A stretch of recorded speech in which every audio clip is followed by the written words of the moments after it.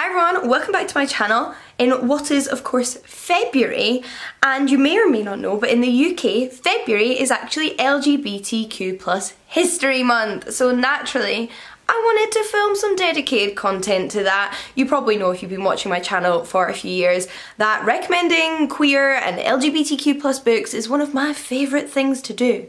Like I love them. Like I love them so much. I even wrote my own, and it's not a retelling, so it's not really the specific subgenre of this video, but if you would like to read a fantasy novel set in a monarchy-free world featuring a sapphic romance as well as other LGBTQ+ representation and dragons and universities and a bunch of other stuff, then this is my book, Flames of Albiyon. It will be linked down below. It is sapphic. But as you can tell from the title of this video, I very specifically want to talk to you today about LGBTQ+ retellings.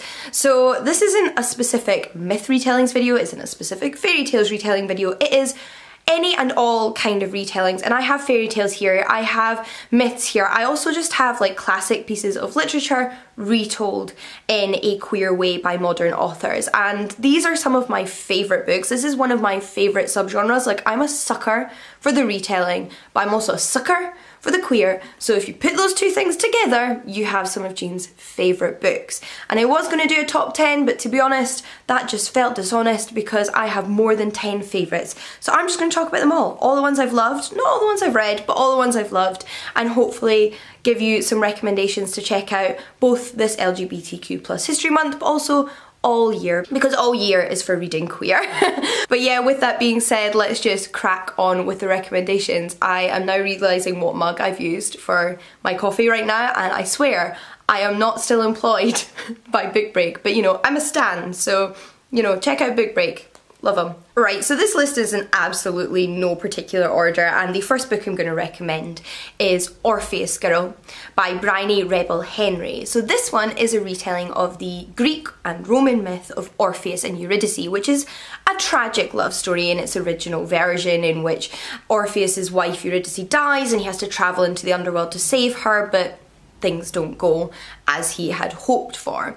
But this novel is actually set in the modern day, so it doesn't take place in antiquity, it's set in our contemporary world, and it takes place predominantly at a conversion camp. So we follow the perspective of a young woman living in North America who is discovered by her family to be gay. She is in a relationship with her best friend, another girl from her community, and they are both sent to this camp to be converted, to have the gay not just prayed away, but very violently beaten down.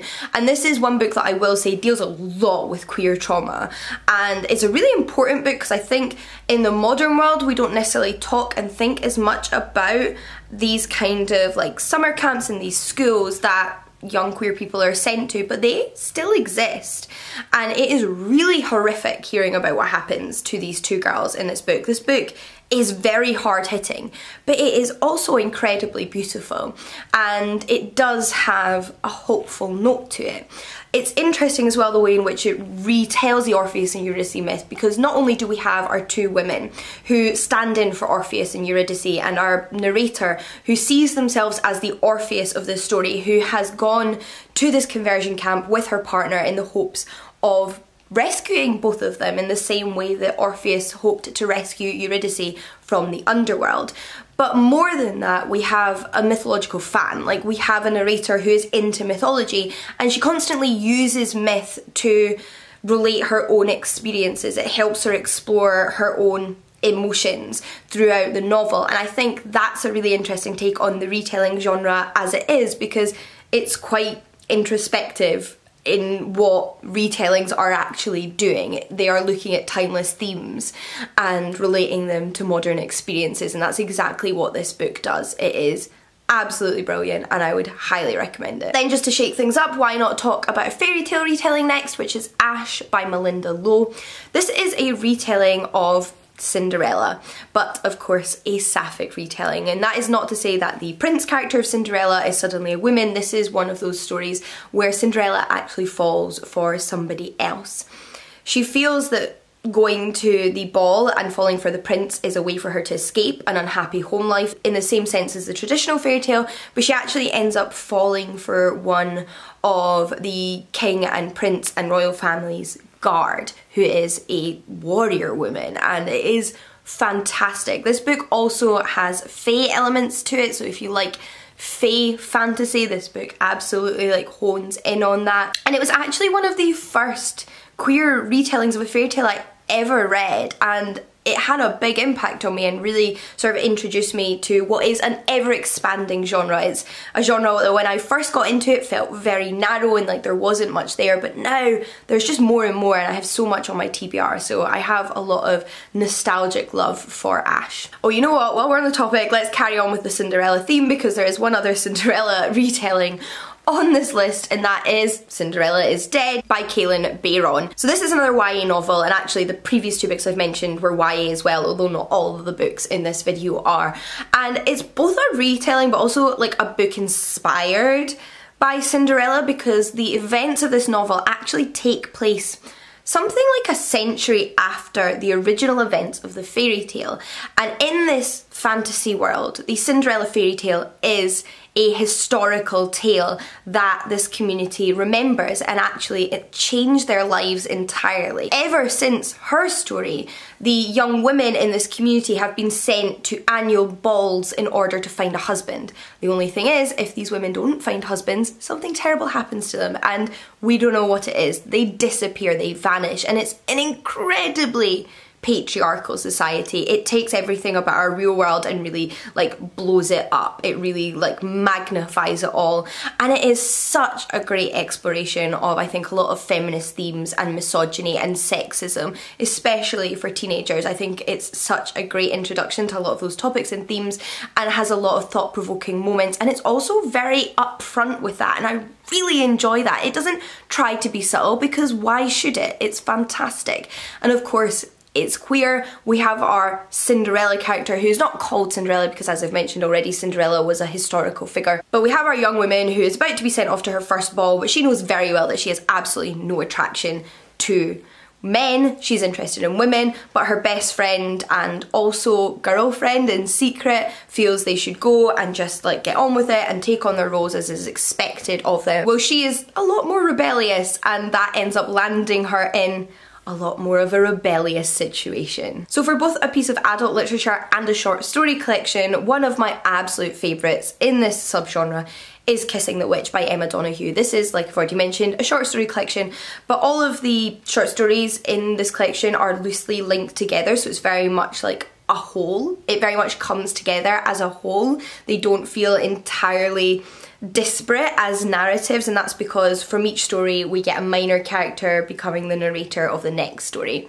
And although not every single story in this collection is queer, the vast majority of them are, and thematically this collection is all about women saving women. It might be women saving themselves, it might be women saving other women, and more often than not, women falling in love with women, and it really twists a lot of the traditional fairy tale narratives on their head. So if you'd like something that compiles a lot of fairy tales in one place, a lot like our traditional collections of Grimm's and Hans Christian Andersen, then this is a fantastic, fantastic place to go, and I would absolutely love more dedicated queer collections like this if you know of any. Returning to mythological retellings, we then have Outrun the Wind by Elizabeth Tammy. Specifically, this is a retelling of the Atalanta myth, which is definitely, I think, one of the lesser known myths. If you're super into mythology, you've probably heard of Atalanta, but if you've only come across like mythology in a very secondary way through like media, you hear a lot more about Hercules and even like Perseus or Achilles or Odysseus, all of whom are male heroes. But there was one particular female heroine of Greek mythology that fulfilled the role that traditionally was filled by male heroes in mythology, who was Atalanta. A smart, cunning warrior woman in her own right, and one of my favourite myths. So naturally I had high hopes for this book, and it did not disappoint. We follow our Atalanta character throughout the events which take place in the original myths about Atalanta, but we also have a follower of the goddess Artemis who ends up falling in love with Atalanta and vice versa, and it's absolutely fantastic. Really, really love this. We then have Into the Vanisher's Palace by Aliette de Bodard, which is a retelling of Beauty and the Beast, and it's a really interesting retelling of Beauty and the Beast because it's what I very much consider speculative fiction, as it's both fantastical and science fiction. It's one of those that combines both. And it's set in a post-war world that includes dragons. Dragons who can take the form of more humanoid beings. And our protagonist is taken away by a dragoness at the very beginning of this novel in exchange for her mother's life being saved. So this dragoness provides what is needed to save this character's mother, and she goes with the dragoness as a servant, as somebody who will be employed by this dragoness in exchange. And when she arrives at this dragoness's home, it turns out it's to look after her 2 children. And we have that Beauty and the Beast set up where we are trapped together in this house. But it also varies in a lot of ways because, as I've already mentioned, she takes on this sort of governess role to the 2 younger dragons. And the Beast character also isn't cursed to be a beast, they are just simply a dragon. But beyond that narrative, this book is also in part an exploration of the impact of colonialism and war on communities, and in particular Vietnam. And it's really, really interesting and really, really, really well done. Aliette de Bodard is such a gorgeous writer. I love everything she does. Next we have neither a retelling of myth or a retelling of a fairy tale, but a retelling of a classic novel. And that is Deathless Girls by Kieran Millwood Hargreave, which is inspired by Dracula. Retelling is very much used in a loose sense here because what this book actually does is follow events prior to Dracula. It is supposedly set in the years before the events of Bram Stoker's novel in a historical, tinged with fantastical reimagining of how Dracula may have obtained his original 2 wives. Now there are 3 wives in Bram Stoker's novel, but this is very much the story of the first 2 wives as Kieran Millwood Hargreave explored it. And in particular, she honed in on the historical circumstances surrounding the man who inspired Dracula, Vlad the Impaler, who enslaved and mistreated many, many Romany people. And our protagonist is a Romany girl who sets off to save her sister after she's abducted by Dracula's men. And on her journey, she falls in love with another woman. And it's really, really interesting because it reads a lot like historical fiction, but in the background you always have this sense of vampires are real. So there's this little paranormal aspect, but really beautifully interesting and a really interesting concept. We then have a fairy tale retelling which actually retells a number of fairy tales, and it's not a short story collection, it is a novel, but it very much takes elements from more than one story, and that is Burning Roses. In particular, our 2 protagonists in this novel are versions of Little Red Riding Hood and Hu Yi from Chinese mythology and legend, and it's their stories later in life. So the events of their original narratives have already taken place, and it is much, much later, and they have come together through the trauma of their past and various other experiences that led them to kind of be loners. And throughout the narrative of the book, we have what's going on in the present, but we also have the characters retelling and recounting what happened to them beforehand. In particular, our Little Red Riding Hood character's story also incorporates pieces of Goldilocks and the Three Bears and other fairy tales, and it's such a fun way to bring so many different fairy tales, particularly from different cultures, together. I love the way that's done and look at the themes of them, but also gender flip some of the elements and add in queer elements, which I love, so it's fantastic. We then actually have a poetry collection, but it's a poetry collection that in particular includes one long poem at its very beginning, which is of a narrative style that narrates a story, and it feels almost like a traditional ancient epic in that sense. It is, of course, if you've seen any of my previous videos, Hold Your Own by K. Tempest. So this is a retelling in particular of the Greek myth of Tiresias. The first poem in this collection is dedicated to Tiresias and is particularly long. I can't remember exactly how much of the book it takes up, but it feels like around half, and then the latter poems in the collection basically explore the themes of Tiresias. So in the original myth, Tiresias was a man who disturbed two snakes copulating in the woods and was turned into a woman for whatever reason. She then lives her life as a woman for many, many years until once again the same events take place and she turns back into a man. She's then called on by Zeus and Hera one day, who are having an argument about who enjoys sex more, men or women, and they believe that Tiresias is the only person that can truly answer this question, having lived as both a man and a woman, and of course nothing goes smoothly from there. There is a lot of mess. It's Greek mythology. Nobody gets treated particularly fairly or nicely if they're not a god. So it's a really interesting collection that throughout, not just within the Tiresias poem, explores themes of gender fluidity and gender expectations and gender roles, as well as also depicting queer relationships, and it's stunning. It is beautiful. And even if you can't get a hold of the physical collection like right this instant,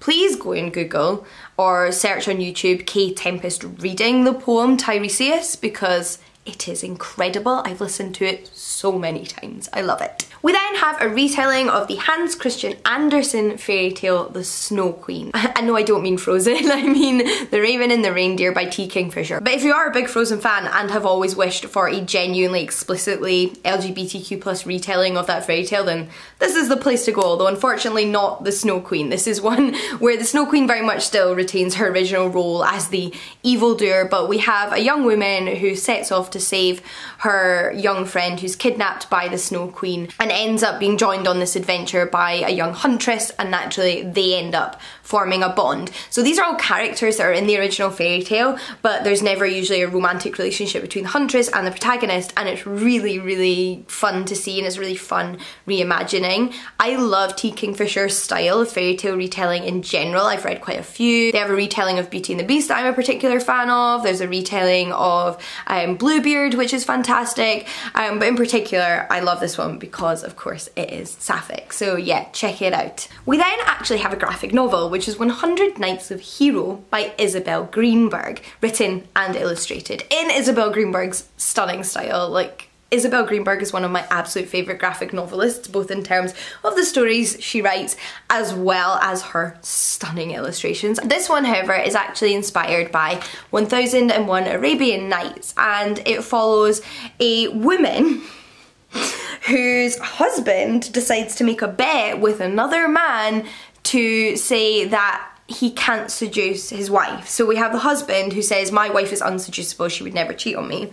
And then we have the other man who says, well, I bet I can seduce your wife. So he sends his wife to live with her, and she goes there with her servant, but knows that this man will not actually take no for an answer. He's not just trying to seduce her, he will very happily force himself upon her. So together with her serving woman comes up with a plan to keep him at bay, which follows the original sort of structure of 1001 Arabian Nights, as in they tell this long, never-ending series of stories every single night. And then of course, as I'm sure you can guess, there's a romantic relationship between both women in this story, and it's beautiful. It is so beautiful. Like, it's beautiful to look at and it's beautiful to read. And last but not least for this video is Girl Meets Boy by Ali Smith, which is a retelling of the Greek and Roman myth of Iphis and Ianthe. Now this myth is particularly best known, I think, from Ovid's rendition in his Metamorphosis, so from Roman literature. And in the original myth we follow Iphis,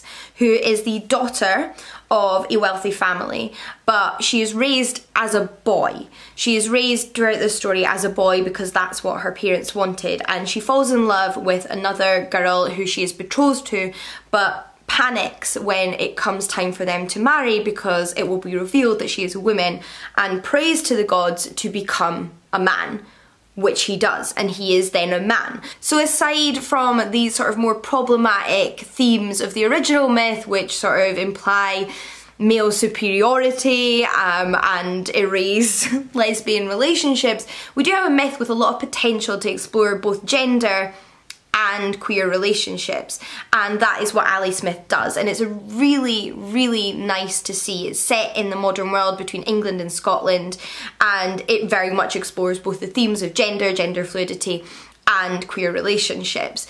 And I think it's a really great example of how myths that maybe aren't that progressive in their original form can be reclaimed and retold today, just like they were continuously retold and reimagined back in antiquity. And on that note, I think that nicely sums up this video. Those are my absolute favourite LGBTQ plus retellings. I do acknowledge that the majority of these hone in on sapphic relationships, and that's partly just because I am a bisexual woman always on the hunt for more sapphic representation in my literature, because it can be kind of hard to come by. So if you have more recommendations, please leave them down below. It's one of my favourite subgenres, like I mentioned. I'm desperate for more and would love to read them. So yeah, please do let me know. Plus, on a side note, let me know if you'd like some more content themed around LGBTQ plus History Month whilst we have time. But until next time, happy reading, and I will see you all again soon. Bye everyone.